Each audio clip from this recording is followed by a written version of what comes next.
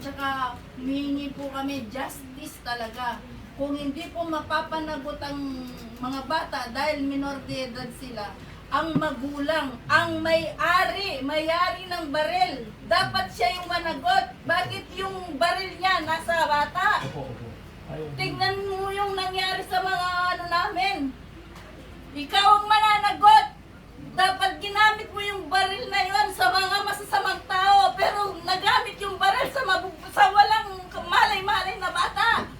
Ikaw ang managot dapat. Parang ano, hindi, pero yung ano, hindi, parang nakikita ko, hindi ano. Nay, assure ko po kayo na lahat po na talagang meron din pala. Kasi kaya po ako na yung nagsalita. Yung magulang po ng apo ko, wala pa po sila sa talagang ano, hindi nila talaga masabi kung ano yung gusto nilang sabihin. Kaya ako po, bilang lola niya, hinihiling ko po na kung hindi mapapanagot ang mga kabataan, ang may-ari ng barel, ang tag-iya sa barel sa pusel, ang managot. Siya talaga dapat ang managot. Bakit niya pinabayaan ang baril niya?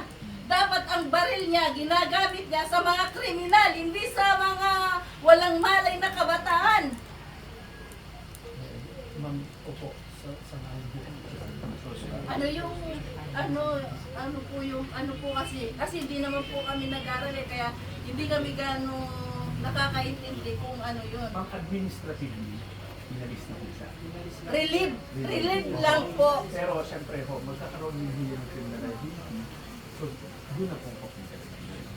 Sana po maging fair justice po ito. Ay, kami po kasi, although matagal na po kami dito, pero hindi po talaga kami dayuhan po kami dito. Ang bayan po namin talaga, sa Pampanga po kami. Dumayo po kami dito para makapaghanap buhay. Mabigyan namin ng magandang kinabukasan yung mga po namin.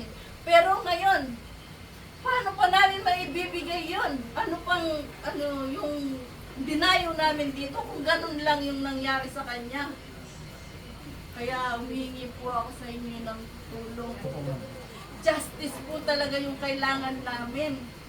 Mabait po yung apo ko, hindi po namin alam kung paano yung dito sa bahay namin. Kaya kulang po kami.